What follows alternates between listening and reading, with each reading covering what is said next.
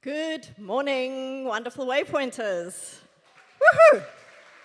So good to see this venue full of people today. Very excited. And a warm welcome to one and all. If you're online, a warm welcome to you too.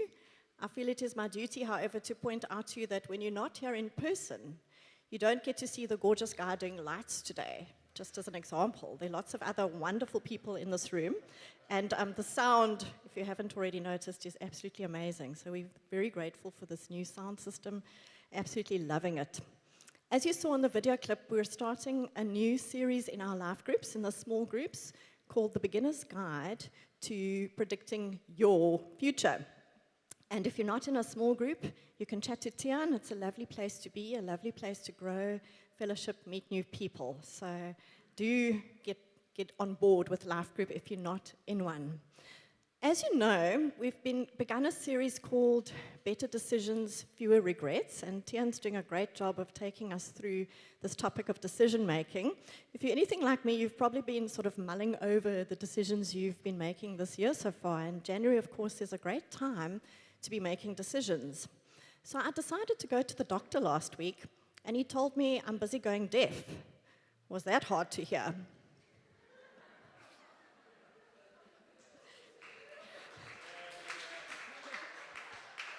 Sorry, Mauve. You don't have to tell anyone I'm your friend. On a serious note, I've been making some quite interesting decisions myself. I don't know if anyone's ever been brave enough to admit to this publicly, but here goes. I trust you all with this. I've decided to quit playing Scrabble on my phone. I just felt it's taking up way too much time, and that's been a really good decision. Another decision I've made is I'm writing a blues song. You're going to like it, Tian, a blues number. The title of my blues song is The Lament of the Mom of Two Teenage Boys. I'm writing the song. It's a bit of a clumsy title. I might find a way to shorten it, but it's for those days when I want to watch a dance movie and everyone in my house wants to watch an action movie. Don't know if anyone else has that sort of dilemma, but it's real. In terms of our flow, today we're having some singing, and then we're going to have part 2 of Better Decisions, Fewer Regrets. If you're new to this venue and you need the bathroom, you go past the coffee shop and you turn right to find the bathrooms. So sit back, relax, and enjoy. Over to Mr. Spies. Oh, one thing, thank you, Jax, that I forgot to tell you about. The 5th of Feb, we're having a market day and a fun run. So if that's not already in your diary, please put it in your diary. From 8 o'clock, those who'd like to do the 5K will be gathering just outside the venue to start with the 5K run walk. And then those who are feeling a bit lazy are welcome to just browse the markets, and there'll be some live music. It's going to be lots of fun for the whole family. So do please come and support. That's the 5th of February starting from 8. Thank you. Thank you, Leanne. All right, guys.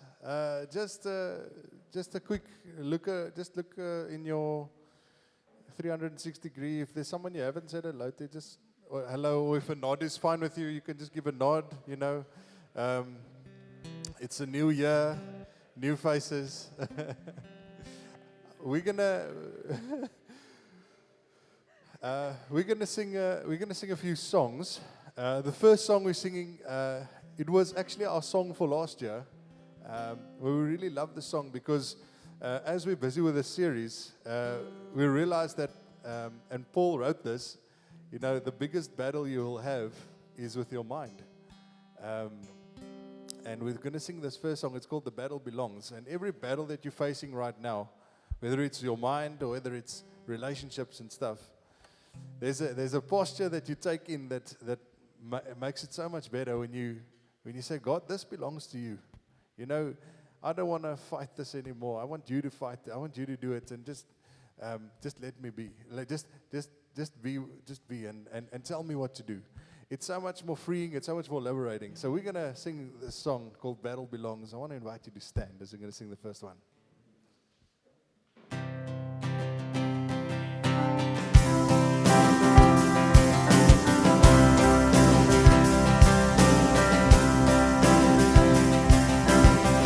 When all I see is the mountain.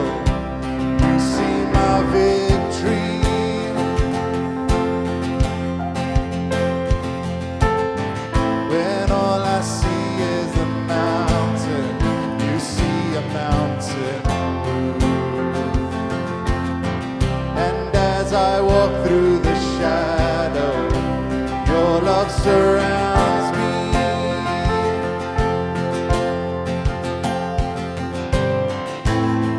There's nothing to fear now, for I am safe with you.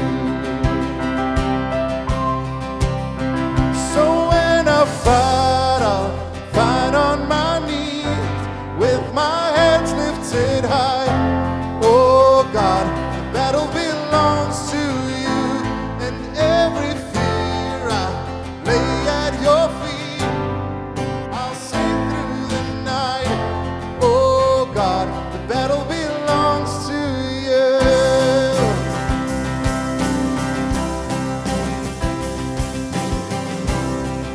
And if you are for me, who can be against me?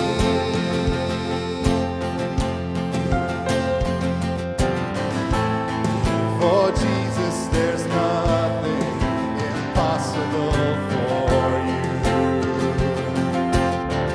When all I see are the ashes, you see the beauty.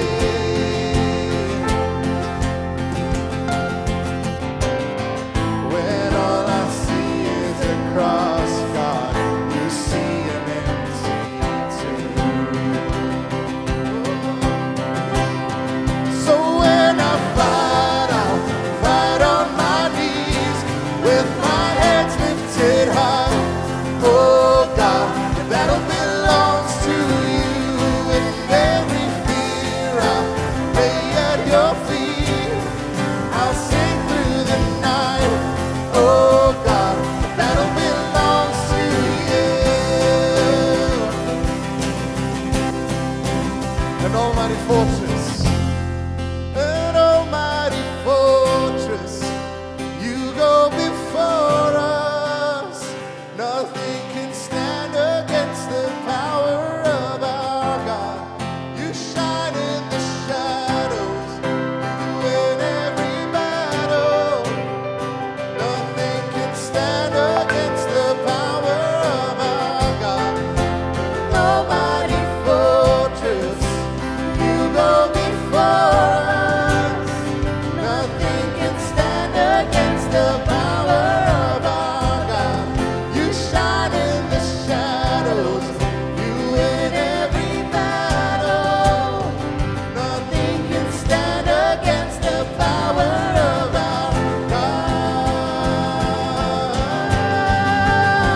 So when I fight, I'll fight on my knees with my hands lifted high. Oh God, the battle belongs to you, and every fear I lay at your feet. I'll sing through the night. Oh God, the battle belongs to you. So when I fight, I'll fight on my knees with my hands lifted high. Oh God, the battle belongs to you, and every fear I lay at your feet. I'll sing through the night. Oh God, the battle belongs to you. Oh God, the battle belongs to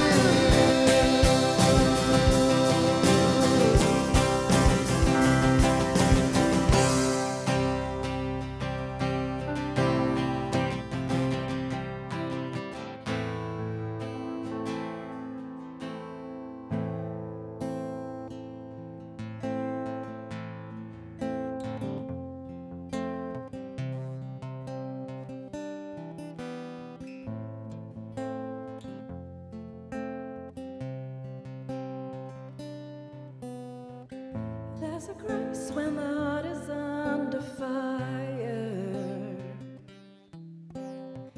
Another way when the walls are closing in. And when I look at the space between where I used to be and this reckoning, I know I will never be alone. There was another in the fire, standing next to me. There was another in the waters, holding back the seas. And should I ever need reminding of how I've been set free, there is a cross that bears the burden where another died for me. There is another in the fire.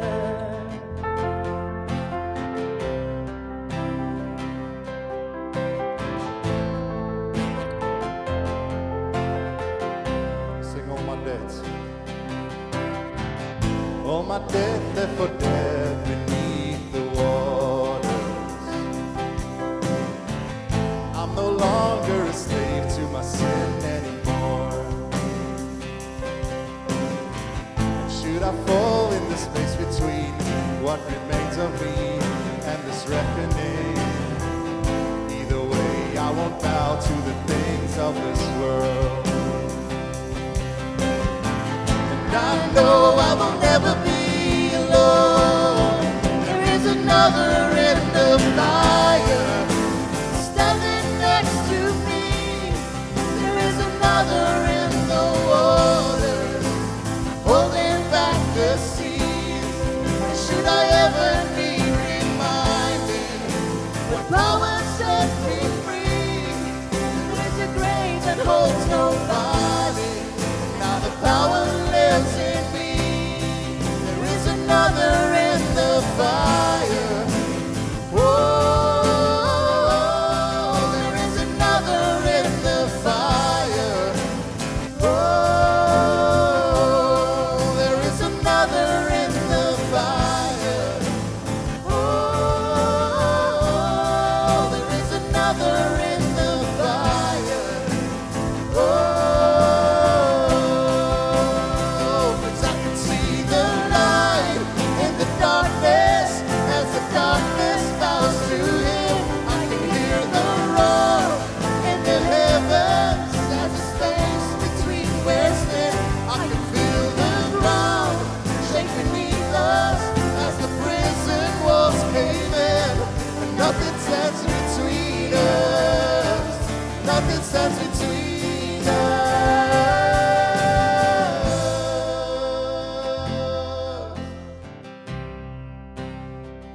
Stands between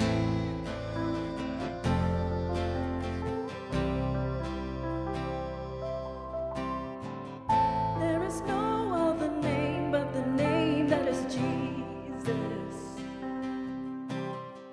He who was and still is and will be through it all. So come what may in the space between all the things unseen and this reckoning, I know I will never be alone. I know I will never be alone. Be another in the fire standing next to me. Be another in the water holding back the seas. And should I ever need reminding how good you've been to me, I'll count the joy come every battle, 'cause I know that's where you'll be. I can see the light in the darkness as the darkness bows to Him. I can hear The roar in the heavens as the space between we're stand. I can feel the ground shake beneath us as the prison walls cave in. And nothing stands between us. No, nothing stands between us. There's another in the fire standing next to me. There'll be another in the water holding back the seas. Should I ever need reminding how good you've been to me, I'll count my joy from every battle, 'cause I know that's where you'll be. I'll count my joy from every battle, 'cause I know that's where you'll be. I'll count my joy from every battle, 'cause I know that's where you'll be.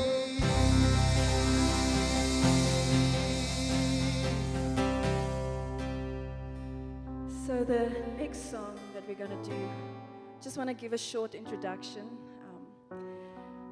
We're standing at the beginning of a new year, and for a lot of us, a new year means a new beginning.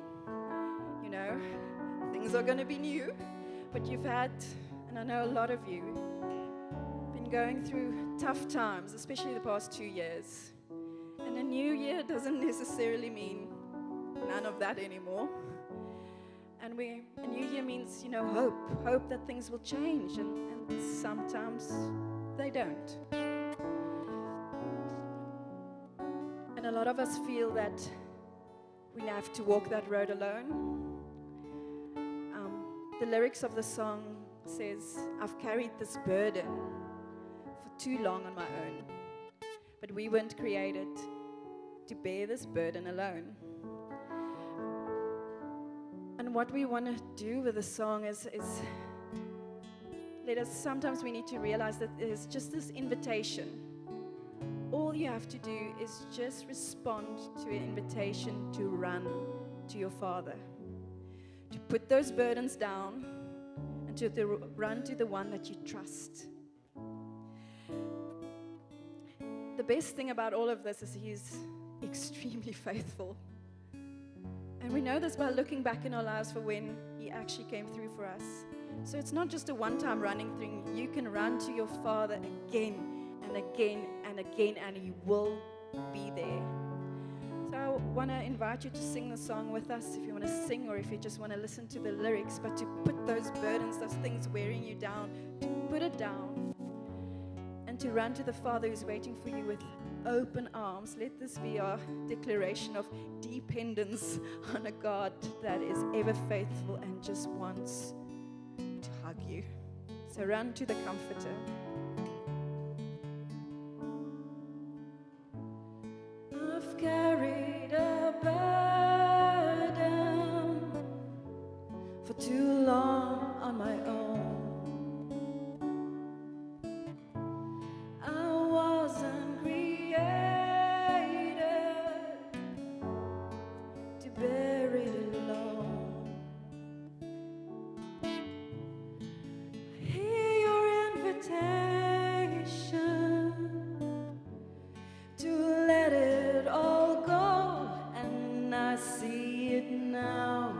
I'm laying it down, and I know that I need you. I run to the Father, I fall into grace. I'm done with the hiding, no reason to wait. My heart needs a surgeon, my soul needs a friend. So I'll run to the Father again. And again, and again, and again. Oh, oh, oh, oh. You saw my condition, had a plan from the start. Your Son for redemption, the price for my heart. I don't have a context for that kind of love. I don't understand, I can't comprehend. All I know is I need you. I run to the Father, I fall into grace. I'm done with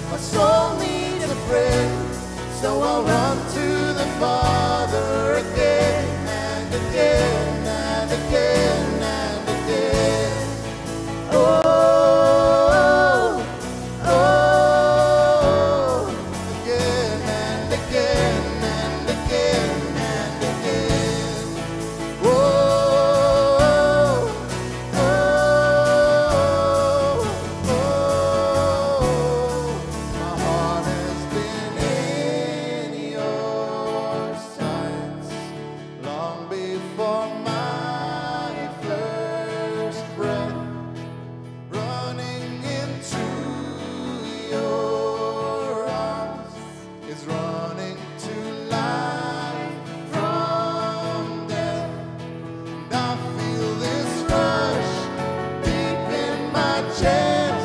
Your mercy is calling out. Just as I am, you pull me in.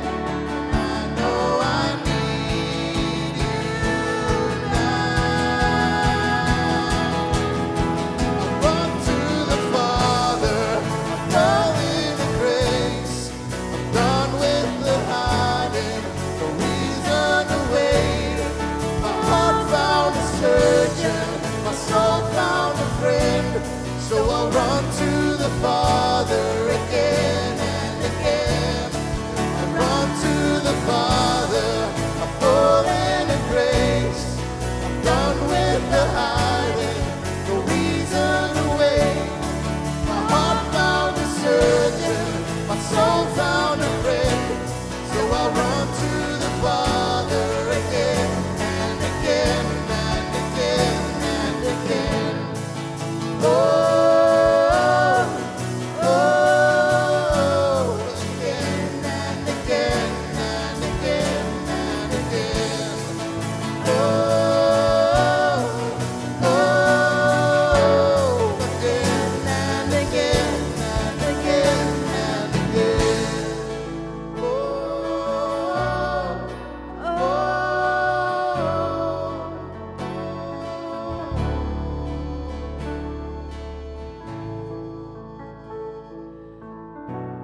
Lord God, thank you that we can call you Father. Thank you that you are always waiting for us with arms wide open. Thank you that you are the only consistent thing in a world that is constantly changing. And no matter what season we are in, no matter what is on our shoulders, you have an invitation that we can just respond to just lay it all down and come running to you, because you are the one that is with us in the fire. You are the one that is with us in the seas. You are with us when we're going through good times. You are with us when it's not going so great. Thank you that we can just come to you and you are there. We just want to give the rest of the message to you now, Lord. May it fall on open arms, because you are also our surgeon giving us new hearts. And you're also our friend sitting next to us and walking this journey with us. Thank you for your goodness. Thank you for a grace that we can just fall into. Thank you that your grace is enough for us and you are our constant joy. We praise you and we love you. Amen.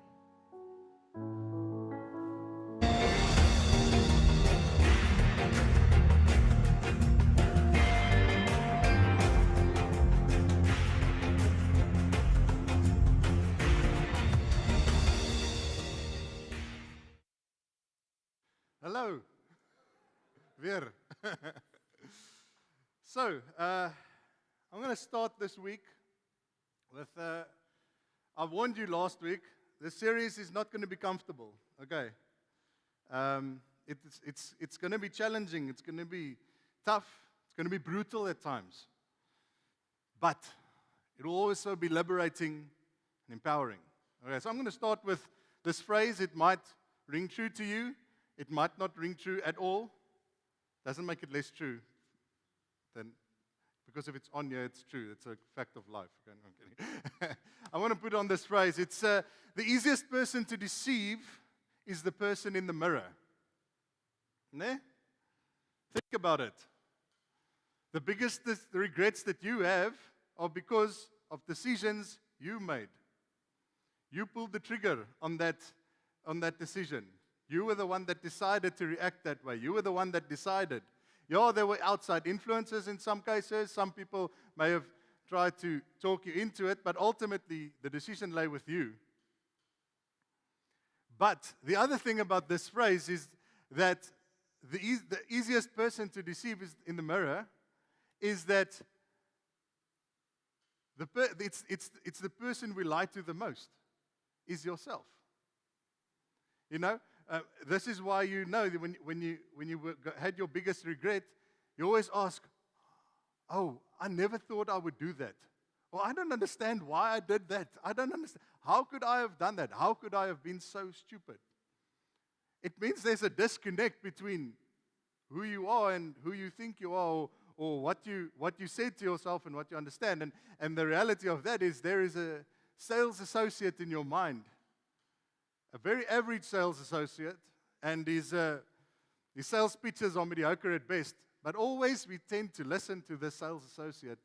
He always sells us on our biggest regret. So, as we're in the series, that's why the series is called Better Decisions, Fewer Regrets. As we looked at last week, we're going to look at this series. There's an often overlooked connotation between the decisions that we make, good decisions, and good questions. Good questions, we often just jump into stuff, but more often than not, the decisions that we make are as a result of the questions that we ask, whether it's good questions or bad questions, or we didn't think to ask the good questions. So, I believe in this series, we're going to look at 5 questions. And if we answer honestly, and act on these 5 questions, I believe we will not just have a good 2020. I believe we will decide our way to a better life.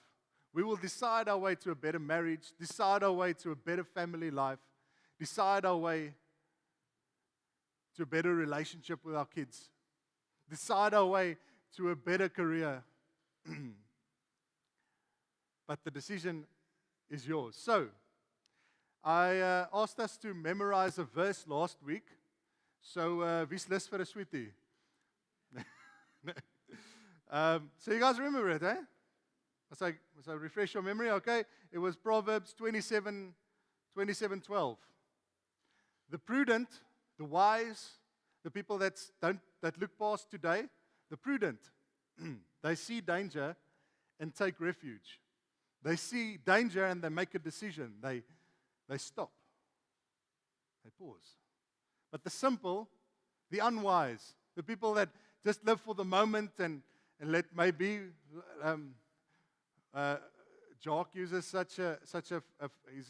he's got such phrases that he's got such seasons of phrases, and he's got this phrase that he says, "Laat God's water oor God's akker val." You know, just let it be. You know, let come what may. The simple that don't look past today, they keep going and they pay the penalty. And my heart for you is not to pay the penalty. The older people that's in here will echo and amen that. They don't want to see you, they don't want to see their kids and their grandkids make the same mistakes and make the same bad decisions that they did. Dankie Sonet. Sorry, ek het so lekker gesing. Jo.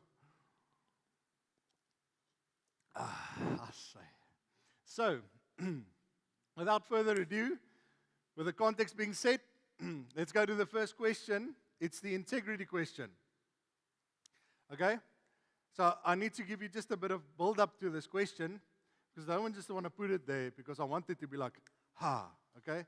You know, like great counselors, what they do is they bring you to self-realization. They don't just tell you what to do. Okay, I'm not a good counselor. I like to tell people, and then when they don't do what I do, I'm like, why did you not do what I told you? But counselors, they're good. They ask the right questions to bring you. They leave the trail of breadcrumbs to bring you to the place of self-realization. All right.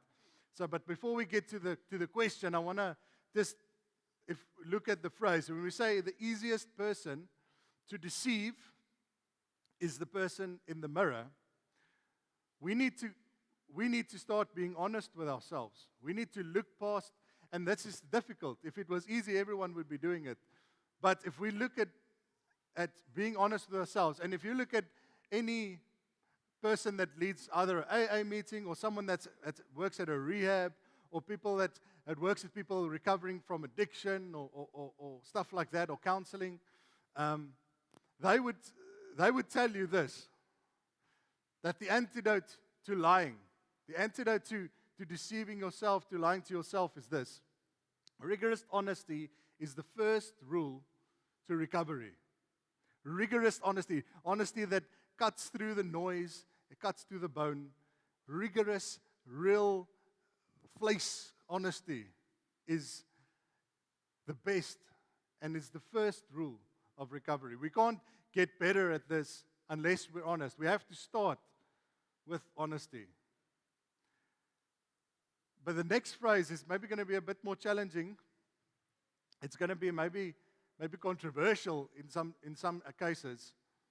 But it doesn't make it less true. Remember what I said? If it's on this prompter, it's true. Okay. Gooi hom sulke. Tell yourself the truth, even if the truth makes you feel bad about yourself. Tell yourself the truth, even if the truth makes you feel bad about yourself. If we're all in agreement that lying to yourself is really bad, because you can't hope to make recovery, you can't even start on the road back to recovery, start on the road to make things right, if you're not honest, that's worse than feeling bad about yourself. I will tell the truth, even if the truth makes me feel bad about myself. There are worse things in this world. Believe me, there are worse things in this world than feeling bad about yourself. Being honest about where you are at. It might just be the key to unlocking the rest of your life. This phrase. Another part of this truth, another part of acknowledging the truth about yourself and telling yourself the truth doesn't matter, because you'll never get to where you need to be until you acknowledge where you actually are. You need to acknowledge that there is a salesman in your head. There is a need in me that I don't know where it comes from. I don't know why I keep falling for the same sales pitch. I don't know why I keep making that mistake. I don't know why I keep going back to that person. Or I keep falling back on buying that thing. You have to acknowledge that that is where you are. All right. So, question number 1. Are you guys ready for it? You understand now the context? Question number 1. Am I being honest with myself? Now, I don't want to leave it just there, because when we start this question off, the immediate reaction, and I know this because this is my immediate reaction, was to start justifying what's in your head. You justify why you did what you did, why you're doing what you're doing, or why you're considering doing what you're going to do. Already you're going to justifying when you're saying, are you being honest with yourself? But you know what justifying is? Justifying is just a lying. Got it. Justifying is just a lying. If you really look at it, justifying is really just a lying. You're lying to yourself. That's why I don't just want to ask the question the way I want to ask it this way. Are you being honest with yourself? Really? What's the reason I'm buying this thing? Really? What's the reason I'm still with this person? Really? What's the reason I'm moving in? Really? What's the reason I'm moving out? Really? It's a little harder, isn't it? It's a little ongemakkelijk. But you know, most things that are good for you aren't easy. It doesn't come naturally. It doesn't come. Most things that are good for you is sleg. It's not lekker. That's why medicine isn't lekker. Yeah. If a medicine tastes lekker, you can't trust it. It's a rule of life. Yeah, you can write it down. So, what do? How do I know if I'm negotiating? How do I know if I'm busy justifying? Here it is. As soon as you start selling yourself on anything, you should hit pause. Why is that? Because you really have to sell yourself on a good idea. You really have to sell yourself when you know something is good, you know something makes sense, it's going to be better, it's prudent, it's everything. You don't have to sell yourself on it. You go and you throw everything behind it. But when your head starts selling and when the salesman knocks on the door and he says, "Hey, Tian, are you there? Ek het 'n pamfletjie." It's problems. It's tough. You need to spot this and you need to hit pause. Guys, and all this thing is going on in your head already. Can you see how crazy this is? How important it is to be prudent, because there's a million things going on. And if you aren't aware, if you are just floating by with the waves, you're going to miss the real stuff. You're going to miss the good part. You're going to miss being prudent. So we rarely have to sell ourselves on a good idea. Now I want to share with you something about Francis Bacon. Francis Bacon, nie hy nie Frans.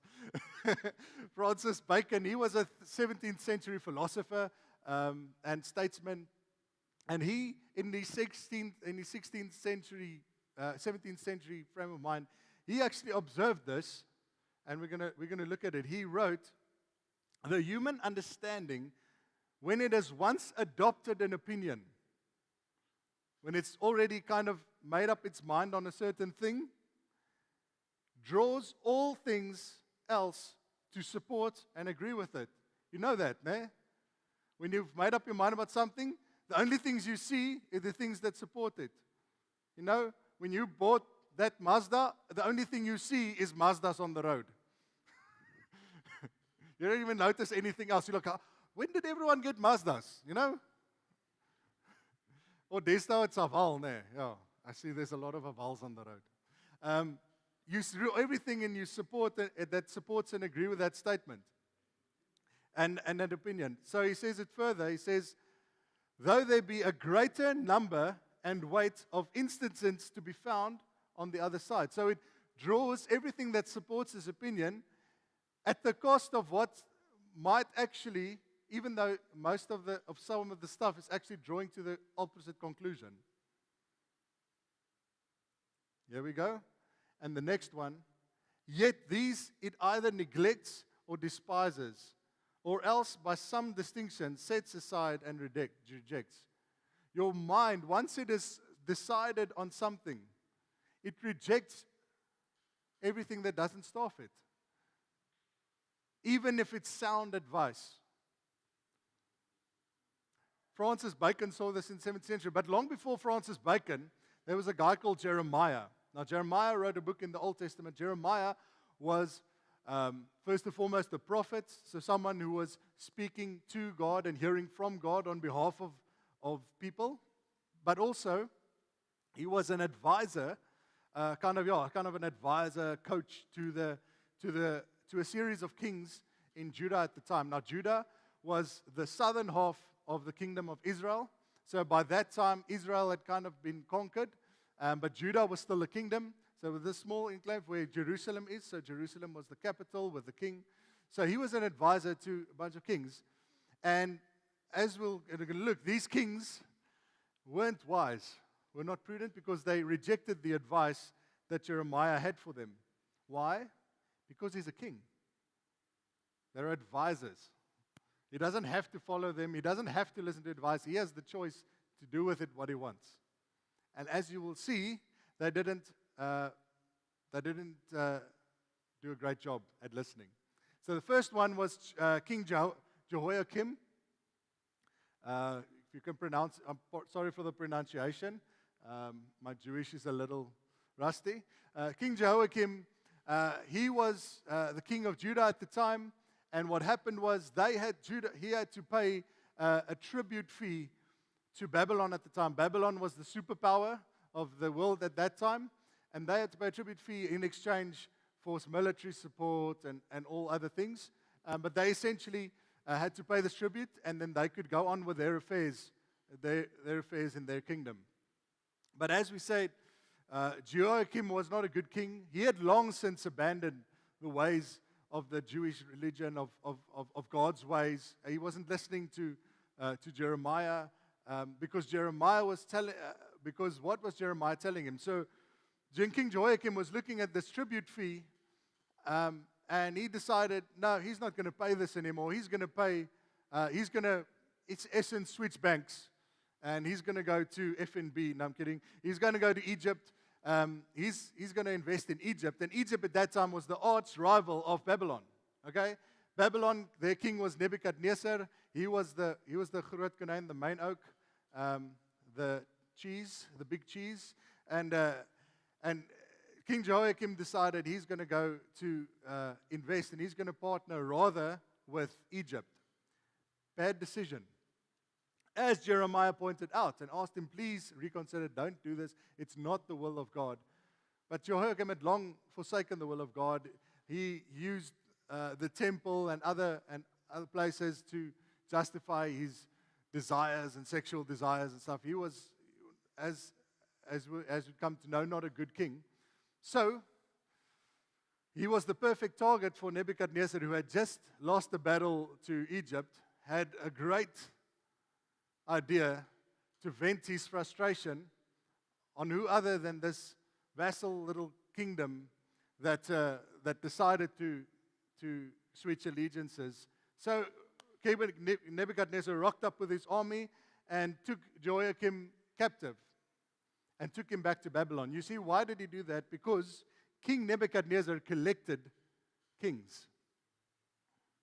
He would bring them back to his hometown, and there, on the special occasions, he would bring out his kings to show, to show off, his might. He would bring them out, and they would be led on the shoulder of the one in front of them, because Nebuchadnezzar, he blinded them. So these kings he would parade around and show off his collection of kings. Some people collect stamps, some people collect coins, some people collect kings. That's just how it is in this world. He was one of those guys, okay? And then, so Nebuchadnezzar decided to put Jehoiakim's son on the throne of Judah. His name was Jehoiachin. He was about 18 years old. Yeah, he was about 18 years old to be king. 18 years old, you really need to start listening to, especially if you're king, the worst thing you can do is follow your own mind. If you were 18 at one stage, you know that to be very, very, very true. Unfortunately, Jehoiachin was much like his father, did not listen to the advice, and Nebuchadnezzar decided, no, it's not going to work, and he brought him, made him part of his king collection as well, which by this stage you would say, who would want to be king? Any takers? So Nebuchadnezzar decided to appoint Jehoiachin's uncle, Zedekiah, as king. Zedekiah was 21 years old, not much older than Jehoiachin, on the throne. And Zedekiah would also not listen to Jeremiah, not listen to sound advice. And what Zedekiah didn't know, what we now know, is that Zedekiah would be the last king of Judah. You see, he also grew tired. In not long time, he grew tired of paying tribute to Babylon. And Jeremiah was going to his court saying, please reconsider, please. That is not how God wants it. Please pay.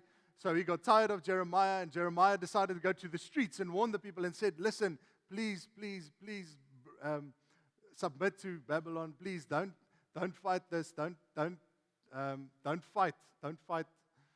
And the king grew tired of him, so he threw him in like a holding pit cell type thing, where there's no cell phone signal. So he put him there, and so he thought he quieted Jeremiah, because Jeremiah was scaring the kids, like seriously. So, but the other reason why this did not, and he did this because a Jewish historian wrote this of Zedekiah. He said, he did evil in the eyes of the Lord his God, and did not humble himself before Jeremiah the prophet. So, he didn't listen to sound advice. Who rocks up a few months later? Nebuchadnezzar with his whole army. This is with the main Kunena, the special forces, and they lay siege to Jerusalem for over a year, starving the people of Jerusalem out. Zedekiah, realizing what he has done, decided to take the escape tunnel with his kids and a bodyguard, but he eventually was caught. And the last thing Zedekiah would see was his children being killed in front of him by Nebuchadnezzar's bodyguards. And you look at the story and you hear the story and you think, how could people be that stupid? How could you not see it? How could you not listen to it? Fortunately, Jeremiah lived through all of this, and Jeremiah saw this, and he wrote this because he saw this condition not just in the kings, but he saw it in the people around him, and he saw this in himself as well. Dear old Jeremiah, he saw this, and he said, the heart is deceitful above all things. And he uses the word deceitful. He doesn't use the word, sorry. He doesn't use the word untruthful or dishonest. Yeah, that's the word I want. Dishonest. He doesn't use the word dishonest. Because dishonesty is easy to spot. Dishonesty is kind of clear cut. You're either honest or you're dishonest. But deceitful is trickier. Deceitful has a mix of truths, half-truths, and untruths. Deceitful is, you haven't been, you've rarely been caught out or deceived by someone who is dishonest. It's quite easy to spot, and you can kind of see the warning lights go on immediately. But a deceitful person, they're called deceitful for a reason because they've deceived you or they've deceived people. They know how to deceive. They know how to make it that it looks appealing. It makes it look appetizing. So when it says the heart is deceitful, what happens is your heart says, I want this. And then it says to the brain, I want this. You need to find a way to justify this. But your brain is smart, so it's called the brain for a reason. So the brain says no, okay, but it's going to be a difficult sell to justify a want. So we're going to have to phrase this differently. We're going to have to say, I need this. I need this. I can't do without this. I need this. I need this PlayStation, Yeah. I need this. And all of a sudden, there's deceit. You can trick you trick yourself into believing this untruth. So Jeremiah writes this further to really nail this thing down. He says, and the heart is deceitful above all things and is beyond cure. It's incurable, it's chronic. It means it needs constant supervision. It's not something that's going to stop when you're 30 or 40 years old. You're constantly going to have to check your heart. You're constantly going to have to ask the right question. You're constantly going to have to say, wow, what's really going on here? Am I being honest with myself? And then he says, who can understand it? Who can understand it? I certainly can't. Maybe no one can understand it. You know why? Because you look back at your regrets and your biggest regret, and you look at it and said, I don't understand why I did what I did. I can't comprehend how I could have done that, made that decision. How did I get to that point? So, I want to challenge you this week. You need to have a heart-to-heart with the person in the mirror. You need to sit yourself down and you need to have a talk. Spanpraatjie. And you need to, I know this sounds whack, but you are a person as well. If you're deceiving yourself, you need to have a conversation with yourself. You need to look at yourself in the mirror. And you're going to have to ask and ask this question. You remember this question? Are you being honest with yourself? Really? Am I being honest with myself? Really? I want to ask you a few questions. And when you get to the stuff that the warning lights are coming on, there are some hard questions you need to ask. Why am I still with her, with him, really? Why did I move in, really? Why did I decide to divorce, really? Why don't I talk to my kids, really? What's the real reason I haven't called my mother, my father, my brother, or my sister? Why am I not telling that person what's really going on? It's brutal, isn't it? It's terrifying. It's clarifying. But ultimately, it's empowering. It's inspiring, it's empowering, and it brings us to a place of clarity. The light, the truth is like light. It's a disinfectant. It's like when you put the light on in the kitchen, the kokorotte gaan. Have you seen that picture when you put the light on in the kitchen and there's this kokkerot sitting at the table with his with his voorskootjie? Yeah, it's when the light comes on, it scatters. When you put that friar's balsam on, it burns, but it's a disinfectant. It strips away the noise and it gets to the heart of issue, because there's worse things that happen. The consequences of your bad decisions are worse, not just for you, but the people around you, than feeling bad about yourself. So why do I want you to sit down and have a heart-to-heart with yourself? So I want to encourage you, sit down and have a heart-to-heart with yourself, because you owe it to yourself to know, even if it points you in the direction you don't intend to go.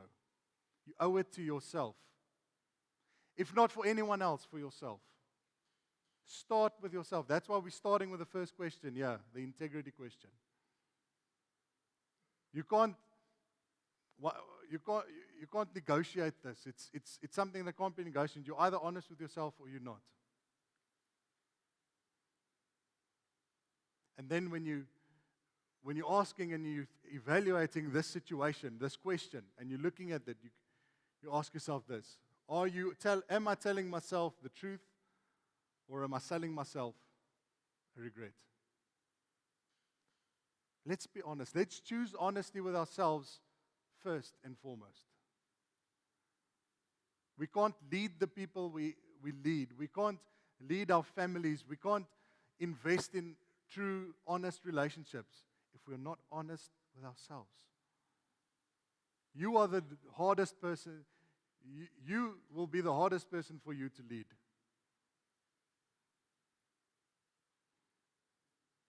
Let's go back to the integrity question. I want us to say this together as we're going to sit ourselves down in front of the mirror this week and we're going to have our heart-to-heart. I want us to say this question. I want us to say it together, because this is what I believe is going to make the difference as we're continuing in deciding a better future for us, for the people around us, and for our families. Are you guys ready?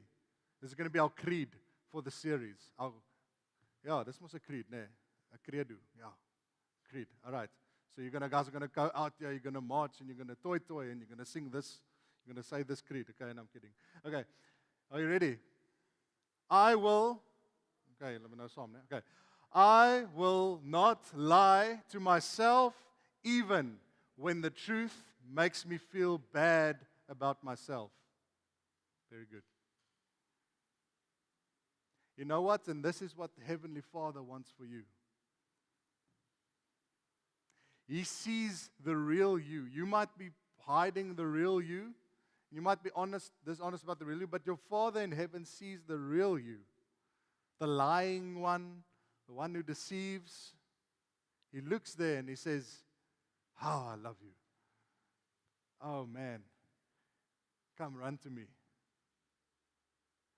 I want you to be free of that. Come, run to the Father. Don't hide anymore. Don't hide behind your lies. Don't hide behind your own deception. Bring it into the light. Even if it makes you feel bad, it's okay. There are worse things in life." Can I pray for us? Thank you, Father, for these words that Jeremiah wrote. Father, it's difficult because we know the heart is deceitful above all things, and we don't understand it, and in some cases it's not fair, and we don't know why. But we also know, Father, that your heart for us is to live in freedom, to be liberated, to be free. But that can only come when there's truth. So, Father, may we have the courage to have the heart to heart with ourselves. Father, to make right where needs to be made right, my Father, but that we would start by telling ourselves the truth, by asking the hard questions. Am I being honest with myself, really? Because, Father, the prudent, they see danger and they do something. They don't just go on like nothing has happened. So, Father, thank you. Thank you, thank you, thank you. That even though we lie to ourselves and we deceive ourselves, you are always honest. Help us to see ourselves the way you see us. Help us to ask the right questions, the hard questions. But ultimately, Father, that we would experience your love and your acceptance, and that love would flow from us as we live in truth.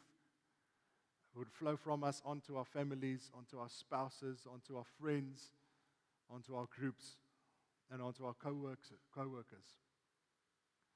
Father, you are the hope for this world, and we acknowledge that with all our hearts. We want to partner with you, not the other way around. Thank you, thank you, thank you. Amen. All right, guys, thanks so much for joining us. Online, thank you for joining us. We would hope if you would be here, but if you can't make it, it's also all right. But we thank you so much for tuning in. For you guys, remember, not this Saturday coming, the next Saturday, Family Market Day. I also want to encourage you. You saw we're starting with a new new series in groups. But if you're not in group yet, I want to encourage you, come and see me afterwards or reach out to us on social media. We would love to get you connected because circles are better than rows. That's where we get to do life together. That's where the real meaty stuff, that's where it helps, asking yourself the hard questions. But sometimes that's hard, and sometimes you need someone to ask that question for you. And the best way and the best place for that to happen is to start building relationships. And the best place to build relationships is in groups. And just to give you an idea how great groups is, I met my wife in group. Yeah, so don't moenie vir groups vlakkykie. Yeah, okay. Okay, guys, please join us for a coffee before you collect your kids. We'd love to connect with you and have a fantastic week. Goodbye.